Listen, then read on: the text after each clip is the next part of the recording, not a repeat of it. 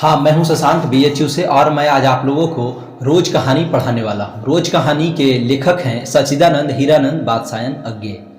रोज कहानी के लेखक हैं अज्ञे जी, ठीक है। और मैं उन्हीं पे आज चर्चा करने वाला हूँ, कहानी पे भी और कहानी के लेखक पे भी।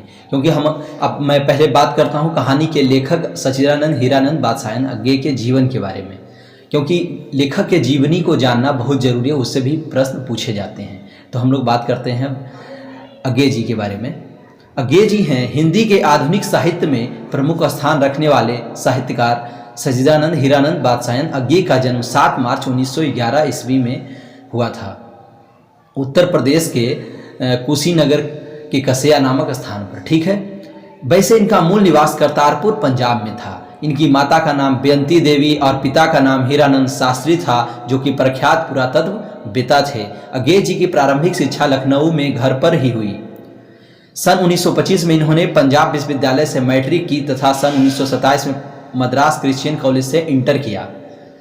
देखिए, मैं आपको बता दूं कि 14 साल की उम्र में ही इन्होंने मैट्रिक पास किया था और 16 साल में इंटर पास किया था, ठीक है। जो पंजाब से मैट्रिक किए थे और मद्रास से इंटर किए थे। इसके उपरांत सन 1929 में फॉर्मेंस कॉलेज लाहौर पंजाब से BSc किया तथा फिर लाहौर से MA अंग्रेजी पूर्वार्ध किया। कहने का मतलब है बच्चों कि ये साइंस के विद्यार्थी थे, साइंस के स्टूडेंट थे। ग्रेजुएशन में इन्होंने साइंस ले रखा था और उसके बाद फिर MA हिंदी इंग्लिश से किया। क्रांतिकारी आंदोलनों में भाग लेने तथा गिरफ्तार हो जाने के कारण इनकी पढ़ाई बीच में ही रुक गई। कहने का मतलब है कि इनका जो दौर था उस समय, हमारा भारत पराधीन था, उस समय ये सब सजग क्रांतिकारी के रूप में आंदोलनों में भाग लेने लगे, ठीक है। तो ही हो गई। अब हम लोग इनके बारे में और बात करते हैं आगे। इनका व्यक्तित्व बड़ा ही प्रभावशाली था तथा ये सुंदर एवं गठीले शरीर के स्वामी थे। मतलब इनका जो व्यक्तित्व था बहुत प्रभावशाली था और बहुत लंबे चौड़े व्यक्ति थे।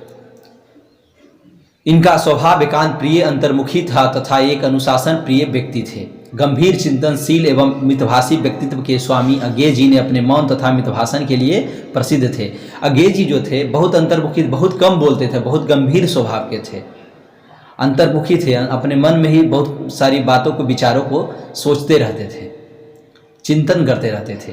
पिता का तबादला बार बार होते रहने के कारण इन्हें परिभ्रमण का संस्कार बचपन में ही मिला था। इन्हें संस्कृत, अंग्रेजी, फारसी, तमिल आदि कई भाषाओं का अच्छा ज्ञान था। ये बागवानी, पर्यटन आदि के अलावा कई प्रकार के पेशेवर कार्यों में दक्ष थे। इन्होंने यूरोप, एशिया, अमेरिका सहित कई देशों की साहित्यिक यात्राएं भी की थी। मतलब इन्हें बहुत सारी भाषाओं का ज्ञान था और ये बहुत सारे जगहों पे भी घूमे थे, बहुत सारे देशों को भी घूमे थे, ठीक है। अब है आगे, अज्ञे जी को साहित्य अकादमी, इन्हें बहुत सारे सम्मान भी मिले हैं, पुरस्कार भी मिला है। अब देखिए उस पर बात करते हैं। अज्ञे जी को साहित्य अकादमी, भारतीय ज्ञानपीठ, मुगा युगोस्लाविया का अंतर्राष्ट्रीय स्वर्णमाल आदि पुरस्कार प्रदान किए गए। देश विदेश के कई विश्वविद्यालयों में इन्हें विजिटिंग प्रोफेसर के रूप में आमंत्रित किया गया। इन्होंने पत्रकारिता के क्षेत्र में कई महत्वपूर्ण पत्रिकाओं में कार्य भी किया है, जैसे सैनिक जो आगरा से प्रकाशित होता था, विशाल भारत, प्रतीक, दीनमान, नया प्रतीक, नव Bharat times, thought, walk Everyman. साहित्य के इस महान साधक का निधन 4 अप्रैल सन 1987 के दिन हुआ। कहने का मतलब है ये साहित्य के महान साधक थे ये, और इनका निधन 4 अप्रैल 1987 के दिन हुआ था, ठीक है। और हम लोग अब बात करते हैं इनकी रचनाओं पे। इनकी रचनाओं को जानना मुझे बहुत ज़रूरी है, क्योंकि इनकी रचनाओं से भी प्रश्न पूछा जाता है। अज्ञे जी अद्भुत प्रतिभा के स्वामी थे। इन्होंने 10 वर्ष की अवस्था से ही कविता लिखना आरंभ कर दिया था। वहीं बचपन में ही खेलने के उद्देश्य से इंद्रसभा नामक नाटक लिखा, ठीक है। इन्होंने बचपन में ही खेलने के उद्देश्य से इंद्रसभा नामक नाटक लिखा था और ये 10 वर्ष की अवस्था से क्या कविता लिखना प्रारंभ कर दिए थे। ये घर में एक हस्तलिखित पत्रिका आनंद बंधु निकालते थे। इन्होंने सन 1924-25 में अंग्रेजी में एक उपन्यास लिखा। सन 1924 में इनकी पहली कहानी इलाहाबाद की स्काउट पत्रिका सेवा में प्रकाशित हुई और उसके बाद इन्होंने नियमित रूप से लेखन कार्य आरंभ कर दिया। इनकी प्रमुख रचनाएं निम्नलिखित हैं। कहानी संकलन इनका मैं पहले देखता हूँ। विपथगा कहानी संकलन है। जयदोल, ए तेरे प्रतिरूप, छोड़ा हुआ रास्ता, लौटती पगडंडियाँ। ठीक है। फिर और इन पे आगे बात करते हैं। इनका कुछ उपन्यास था जो बहुत अच्छा और प्रसिद्ध उपन्यास है। पहला उपन्यास है शेखर एक जीवनी। शेखर एक जीवनी 2 भाग में है, बहुत अच्छा उपन्यास है, आप पढ़िएगा। बाल मनोवैज्ञानिकता यहाँ पे आपको पता चलेगा, मतलब एक बच्चा कैसे कैसे सोचता है उसके बारे में इसमें पता चलेगा आपको। मैं पढ़ा हूँ, बहुत अच्छा उपन्यास है, 2 भाग में है। शेखर एक जीवनी प्रथम भाग आया था 1941 में, दूसरा भाग आया था 1944 में। फिर दूसरा उपन्यास है नदी के द्वीप, 1952 में प्रकाशित हुआ था। अपने अपने अजनबी 1961 में प्रकाशित हुआ था। फिर हम लोग चलते हैं आगे। इनका नाटक था एक उत्तर प्रियदर्शी, जो 1967 में प्रकाशित हुआ था। कविता संकलन, इनका कविता संकलन है भग्नदूत, चिंता, इत्यलम, हरी घास पर क्षणभर, बावरा, अहेरी, आंगन के पार द्वार, कितनी नावों में कितनी बार, सदा नीरा, ऐसा कोई घर आपने देखा है, आदि आदि। ठीक है। अब है इनका यात्रा साहित्य। यात्रा साहित्य इनका बहुत अच्छा फेमस है। अरे यायावर रहेगा याद 1953 में प्रकाशित हुआ था। एक बूंद सहसा उछली 1961 में आई थी। यात्रा साहित्य है दोनों। अब हम निबंध पे बात करते हैं। इनका निबंध भी है त्रिशंकु, आत्मनेपद, आलवाल, अध्यतन, भवंती, अंतरा, शाश्वती, संवत्सर आदि इनका निबंध है ये सब। ठीक है। अब मैं आप लोगों के साथ ये बात करूंगा कि ये तो हम लोग जीवन परिचय देख लिया अज्ञे जी का। अब मैं कहानी पे कुछ चर्चा करूंगा। ठीक है। मतलब एक सारांश के माध्यम से, रोज कहानी के सारांश के माध्यम से मैं पूरी कहानी पे चर्चा करने वाला हूँ। ठीक है। और आप लोग के लिए एक सूचना भी है कि आप लोग हमारे व्हाट्सएप नंबर देखिए है, इस पर आप किसी भी तरह का परेशानी हो हिंदी से संबंधित तो आप मुझे डायरेक्ट मैसेज कर सकते हैं और मेरा प्रीवियस वीडियो भी आप देख सकते हैं। सब जितना भी मैं प्रीवियस लेक्चर जितना भी दिया हूँ सब यहीं पे है, डिस्क्रिप्शन में सब लिंक दिया हुआ है। ठीक है। मैं अब आगे चलता हूँ रोज कहानी के सारांश की ओर, और उसी के माध्यम से मैं रोज कहानी को समझूंगा। कहानी के पहले भाग में मालती द्वारा अपने भाई के औपचारिक स्वागत का उल्लेख है, जिससे कोई उत्साह नहीं है बल्कि कर्तव्य पालन की औपचारिकता अधिक है। मैं आपको बता दूं, यहाँ मालती एक आई है, स्त्री पात्र है, जो इस कहानी के नायिका है, इस कहानी की नायिका है, मुख्य पात्र है। मैं और बता दूं, इसमें इस कहानी में मुख्य रूप से ये बताया गया कि कोई लड़की है विवाहित, एक लड़की है जो जिसका कम उम्र में ही विवाह कर दिया जाता है। ठीक है। अब विवाह से पहले वो लड़की बहुत चंचल होती है, विवाह के बाद 2 वर्ष के बाद ही वो लड़की में कितनी बदलाव आ जाता है, कितना बदलाव आ जाता है वो इसमें बताया गया है। वो लड़की जितनी उसके विवाह से पहले चंचलता था वो सारा चंचलता गंभीरता में बदल जाता है, अंतर्मुखी में बदल जाता है, लड़की एकदम शांत हो जाती है। ठीक है। अब मैं अच्छे से समझता हूँ इसको। कहानी के पहले भाग में मालती द्वारा अपने भाई के औपचारिक स्वागत का उल्लेख है, जिसमें कोई उत्साह नहीं बल्कि कर्तव्य पालन की औपचारिकता अधिक है। वह अतिथि का कुशल क्षेम तक नहीं पूछती, पर पंखा अवश्य झलती है। इसके यहाँ एक अतिथि आते हैं, मतलब इसके भाई के रूप में। ठीक है। पर वह अतिथि से उसका बारे में होता है हाल समाचार भी नहीं पूछती है। सोचिए, इसके मायके से आए हैं इसके भाई और उसके बारे में भी कुछ ज़्यादा नहीं पूछ रहे हैं, मायके के बारे में लड़की मालती नहीं पूछती है। उसके प्रश्नों का संक्षिप्त उत्तर देती है। बचपन की बातुनी चंचल लड़की शादी के 2 वर्षों बाद इतनी बदल जाती है कि वह चुप रहने लगती है। उसका व्यक्तित्व बूझ सा गया है। अतिथि का आना उस घर के ऊपर कोई काली छाया मंडराई हुई लगती है। कहने का मतलब है, जो लड़की विवाह के पहले बचपन में बहुत ज़्यादा बोलती थी, बहुत चंचल थी, वह विवाह हो जाने के बाद कितना ज़्यादा बदल जाती है, गंभीर हो जाती है। और उसके घर में कोई अतिथि आता है तो उसको ऐसा लगता है कि हमारे घर में काला छाया मंडराया हुआ है। ठीक है। अब मालती और अतिथि के बीच के मौन को मालती का बच्चा सोते सोते रोने से तोड़ता है।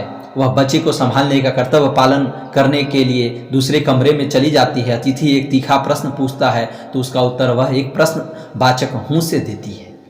अतिथि आया है, वह प्रश्न कुछ न कुछ पूछते रहेगा क्योंकि उसकी बहन है, तो वह बहुत संक्षिप्त उत्तर, मतलब बहुत कम शब्द में उत्तर देती है, ज़्यादा नहीं बोलती है, मानो उसके पास कहने के लिए कुछ नहीं है। यह आचरण उसकी उदासी, उबाहट और यांत्रिक जीवन की यंत्रणा को प्रकट करता है। 2 वर्षों के वैवाहिक जीवन के बाद नारी कितनी बदल जाती है, वह कहानी के इस भाग में प्रकट हो जाती है। कहानी के इस भाग में मालती कर्तव्य पालन की औपचारिकता पूरी करती प्रतीत होती है। उससे कर्तव्य पालन में कोई उत्साह नहीं है, जिसमें उसके नीरस, उदास यांत्रिक जीवन की ओर संकेत करता है। अतिथि से हुए उसके संवादों में भी एक उत्साहीनता और ठंडापन है। उसका व्यवहार उसकी द्वंद्वग्रस्त मनोदशा का सूचक है। इस प्रकार कहानीकार बाह्य स्थिति और मनः स्थिति के संश्लिष्ट अंकन में सफल हुआ है। कहने का मतलब है कि यहाँ जो मालती है विवाह के पहले कितनी चंचल होती है और विवाह के बाद कितनी शिथिल पड़ जाती है, कितना अंतर्मुखी हो जाती है, उसी को बताया गया है इसमें। और कहा गया है कि वह उसके घर में कोई अतिथि आते हैं तो उस पर भी उसका कोई उत्साह नहीं जगता है। उसके अपने भाई आए हैं फिर भी मतलब मायके से कोई आता है किसी लड़की के ससुराल में कोई, तो कितना वो चंचल हो जाती है, उसको फिर से पूरा घर बचपना याद आ जाता है। पर यहाँ वो चीज़ें नहीं होती है मालती के साथ। मालती को और परेशान हो जाती है कोई इसके घर में अतिथि आ जाते हैं तो। ठीक है, तो इस कहानी में ये जो लेखक हैं अज्ञेय जी इसमें व्यक्ति का मतलब मानव का, मनुष्य का मतलब अंतर्मन और बाह्य मन दोनों को सफल अंकन करने में बहुत अच्छा से किए हैं, सफल अंकन में सार्थक हुए हैं। रोज कहानी के दूसरे भाग में मालती का अंतर्द्वंद ग्रस्त मानसिक स्थिति, बीते बचपन की स्मृतियां में खोने से एक असंज्ञा की स्थिति, शारीरिक जड़ता और थकान का कुशल अंकन हुआ है।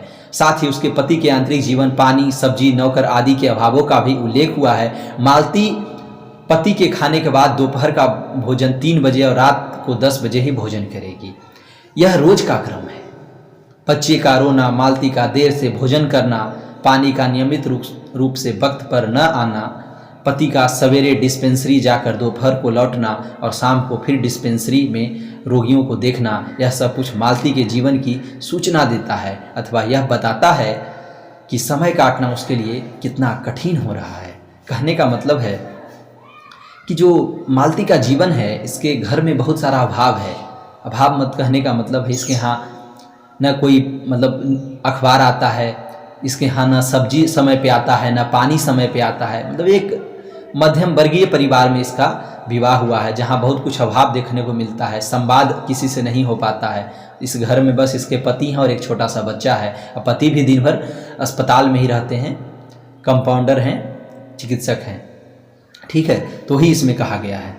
तो इसको समय काटना बहुत कठिन हो रहा है घर में, अकेले अकेले। एक लड़की है, कम उम्र की लड़की है, उसको घर में कितना घुटन महसूस होता होगा, आप समझ सकते हैं।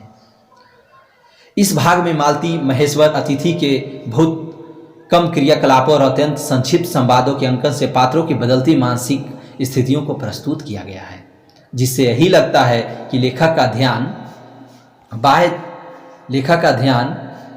बाह्य दृश्य के बजाय अंतर्दृश्य पर अधिक। कहानी के तीसरे भाग में महेश्वर की आंतरिक दिनचर्या, अस्पताल के एक जैसे ढर्रे रोगियों की टांग काटने या उसके मरने के नीच चिकित्सा कर्म का पता चलता है, पर अज्ञेय का ध्यान मालती के जीवन संघर्ष को चित्रित करने पर केंद्रित है।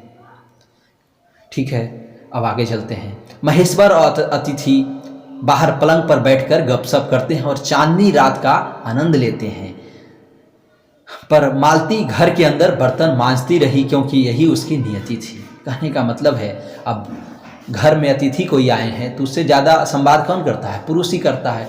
तो महेश्वर हैं जो इस मालती के पति हैं। ठीक है, महेश्वर अपने जो गेस्ट आए हैं इसके घर में उससे रात में एकदम चांदनी रात है, गर्मी की रात है, ग्रीष्म ऋतु की रात है, चांदनी रात में एकदम आराम से बैठ करके बाहर खुले में बात कर रहे होते हैं। और वहाँ पे ये मालती आराम से अंदर में बर्तन मांज रही होती है। ठीक है, बच्चों का बार बार पलंग से नीचे गिर पड़ना और उस पर मालती की चिड़चिड़ी प्रतिक्रिया मानो पूछती है वह बच्चे को संभाले या बर्तन मले।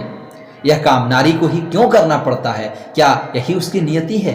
देखिए यहाँ पे अज्ञेय जी ने एक बहुत अच्छा सवाल किया है कि जो घर का काम है, घरेलू जो काम है, बच्चों का परवरिश करना, खाना बनाना, बर्तन धोना, कपड़े साफ करना, क्या ये काम स्त्रियों की नियति ही है? मतलब स्त्रियों के भाग में ही ये काम चला गया है? ये काम पुरुष नहीं कर सकते हैं क्या? एक बहुत अच्छा प्रश्न किए हैं अज्ञेय जी इस कहानी के माध्यम से। इस अचानक प्रकट होने वाली जीवनोत्साह के बावजूद कहानी का मुख्य स्वर चुनौती के बजाय समझौते की ओर मालती की सहनशीलता का है। इसमें नारी जीवन की विषम स्थितियों का कुशल अंकन हुआ है। बच्चे की चोटें भी मामूली बात है क्योंकि वह रोज इन चोटों को सहती रहती है। रोज की ध्वनि कहानी में निरंतर गूंजती रहती है। कहने का मतलब है जो रोज की जो ध्वनि है, एक कहानी जो है रोज रोज कहानी का जो नाम है, यहाँ पे आप समझ सकते हैं उसका अर्थ क्या है, शीर्षक क्यों रखा गया है रोज, क्योंकि रोज इस तरह की चीज़ें हैं, उसके साथ रोज एक शांत शांत सा घटना घट रहा है, रोज उसको कुछ अखबार नहीं पढ़ने दिया जा रहा है, रोज उसके साथ, मतलब एक दिन की बात नहीं, रोज वो वैसे ही, इसका जीवन रोज वैसा ही बना हुआ है मालती का जीवन। ठीक है। कहानी का अंत 11 बजने की घंटा ध्वनि से होता है और तब मालती करुण स्वर में कहती है 11 बज गए। उसका घंटा गिनना उसके जीवन की निराशा और करुण स्थिति पर केंद्रित है।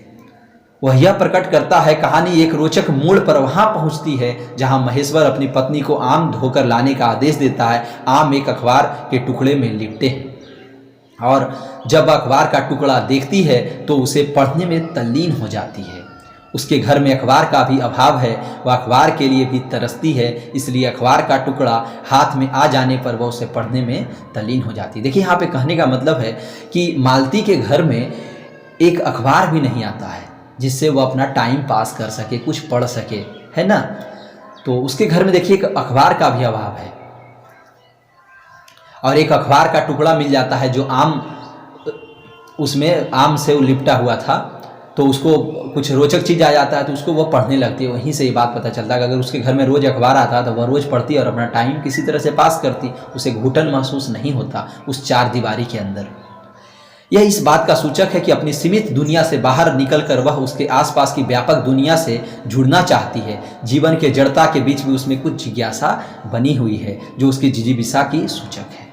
मालती की जिजीविषा के लक्षण कहानी में यदाकदा प्रकट होते हैं, पर कहानी का मुख्य स्वर चुनौती का नहीं बल्कि समझौते और परिस्थितियों के प्रति सहनशीलता का है, जो उसके मूल में उसके पति के प्रति निष्ठा और कर्तव्य परायणता को अभिव्यक्त करता है। वह भी परंपरागत सोच की शिकार है जो इसमें विश्वास करती है कि उसके जीवन का सच क्या है। कहने का मतलब है यहाँ पे वो लड़की मालती कुछ पढ़ती है तो उससे पता चलता है उसका जो ये शिथिल जो जीवन है, जो शिथिल पड़ गया, ठंडा पड़ गया जो जीवन है, उसमें भी उसको कुछ जिजीविषा है, जीने की इच्छा है। जब वह कुछ पढ़ती है तो उसे लगता है हमारा जीवन आज भी रोचक बन सकता है। ठीक है। और यहाँ पे जो मालती का इस कहानी का मुख्य स्वर है जो चुनौती का नहीं एक समझौते का है, क्योंकि यहाँ भी कहानी में ये चुनौती नहीं स्वीकार कर रही, ये नहीं चाहती है मालती कि हमको और आगे बढ़ करके निकलना चाहिए, बाहर की दुनिया देखना चाहिए, ये सहन ही कर रही है। यहाँ पे चुनौती का नहीं, सहनशीलता समझौते का ही इस कहानी का मुख्य स्वर है। इससे इतर वह सोच भी नहीं सकती। जिस प्रकार से समाज के सरोकारों से वह कटी हुई है, उसे रोज का अखबार तक सीमित नहीं है, जिससे अपने उबाऊपन जीवन से दो क्षण निकलकर बाहर की दुनिया में क्या कुछ घटित हो रहा है उससे जुड़ने का मौका मिल सके। ऐसी स्थिति में एक आम महिला से अपने अस्तित्व के प्रति चिंतित होकर सोचते उसके संघर्ष करने का अथवा उबाऊ जीवन से उबरने हेतु जीवन में कुछ परिवर्तन लाने की उम्मीद तक नहीं बचती है। कहने का मतलब है बच्चों, मैं आप लोगों को बता दूं कि ये जो बात यहाँ पे हो रही है कि यहाँ पे एक समझौता है, उसको उबाऊ तो लग रहा है पर वो फिर भी उसको सहन कर रही है। इस बात को मालती अपने जीवन में सहनशीलता को बहुत ज़्यादा मतलब ये दे रही है, मायने दे रही है। ठीक है, उसका ज़्यादा महत्व दे रही है सहनशीलता को। ठीक है। अब हम लोग ये तो हम लोग अब सारांश पे बात कर लिया हूँ मैं। अब मैं आगे बात करता हूँ आपसे कि हमारा पार्ट 2 आएगा जिसमें मैं पूरे चैप्टर को अच्छे से पढ़ाऊँगा। आप लोग मेरा चैनल जरूर सब्सक्राइब कर दीजिएगा, शेयर कीजिएगा। और कुछ परेशानी हो तो मेरा चैनल पे भी आप कमेंट कर सकते हैं। ठीक है। आपको कमेंट में एक यहाँ पे जवाब देना कि अज्ञेय जी का जन्म कब हुआ था, आपको कमेंट में बताना।